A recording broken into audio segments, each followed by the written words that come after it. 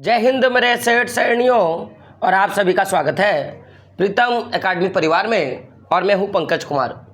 तो जैसा कि बहुत सारे बच्चों का मन में कुछ सवाल था कि सर जब हम लोगों ने क्लास 8 का हम लोगों ने फॉर्म भरा ना, तो उस समय हम लोगों ने CMMS का भी हम लोगों ने फॉर्म भरा था। तो सर आप ये बताओ कि आखिर इसका एग्ज़ाम कब होगा।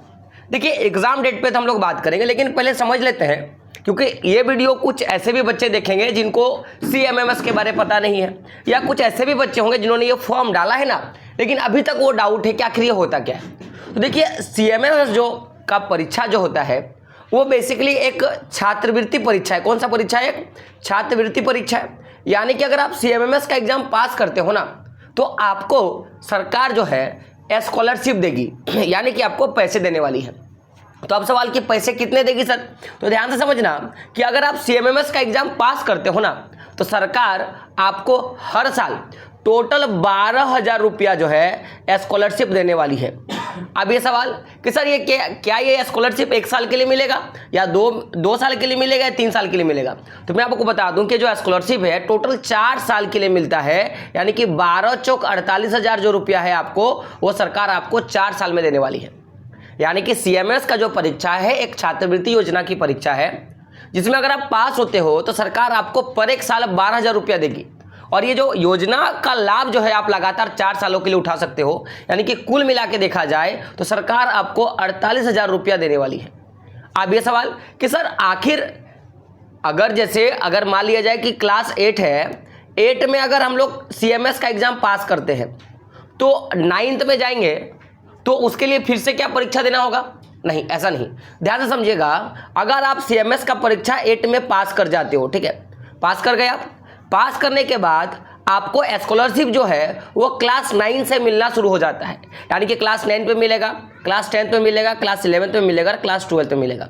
तो 9 और 10th में तो आपको मिलेगा ही मिलेगा। और 11 12 की जो बात किया जाए, चाहे आप किसी भी स्ट्रीम पे लो, क्योंकि बहुत सारे बच्चे भी पूछेंगे क्या सर केवल साइंस लेंगे तभी हमको मिलेगा क्या सर केवल जो है कॉमर्स लेंगे तभी मिलेगा? कि ऐसा नहीं।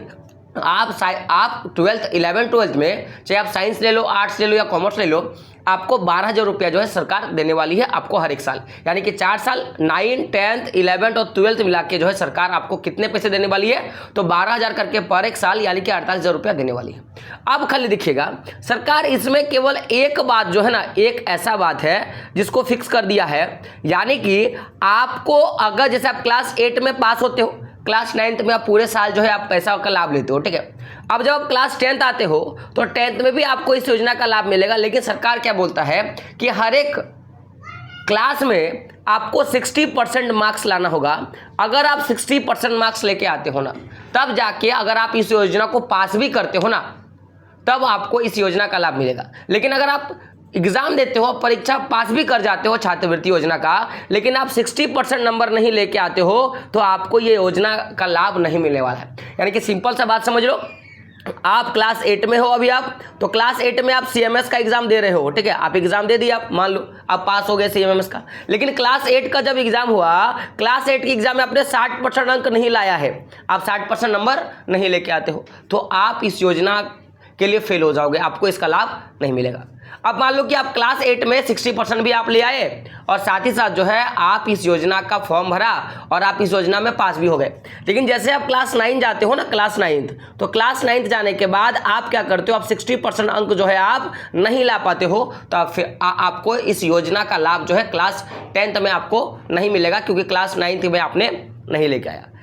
अब यानी कि आप किसी भी क्लास में, चाहे 9th में, 10th में, 11th में, 12th में, आपको 60% अंक लाना होगा, तब जाके आपको इस योजना का लाभ जो है मिलने वाला है। बात क्लियर है? तो ये बात आपको याद रखना है। रहा सवाल कि सर एग्जाम कब होगा, तो देखो अभी एग्जाम के लिए ऐसे कोई भी झारखंड बोर्ड की ओर से कोई भी आधिकारिक जानकारी जो है उपलब्ध नहीं किया गया है।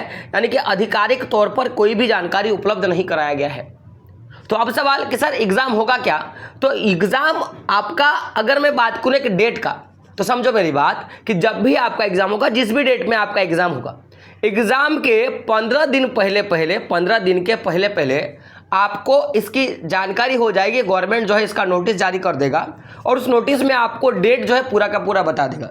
यानी कि जब भी आपका एग्जाम होगा तब आपको 15 दिन पहले ही आपको नोटिस जारी कर दिया जाएगा और बता दिया जाएगा कि CMS का एग्जाम फलना तो उसका तारीख को आपका होने वाला है। क्लियर है। लेकिन अब सवाल रहा कि सर इसकी तैयारी कैसे करें। तो तैयारी से पहले समझिएगा इसका जो क्वेश्चंस का लेवल क्या होता है। तो क्वेश्चंस लेवल सबसे ज़्यादा क्लास 8 का और उससे थोड़ा कम क्लास 9 का और 9 से थोड़ा कम जो है वो 7 तक के लेवल का क्वेश्चन पूछ दिया जाता है।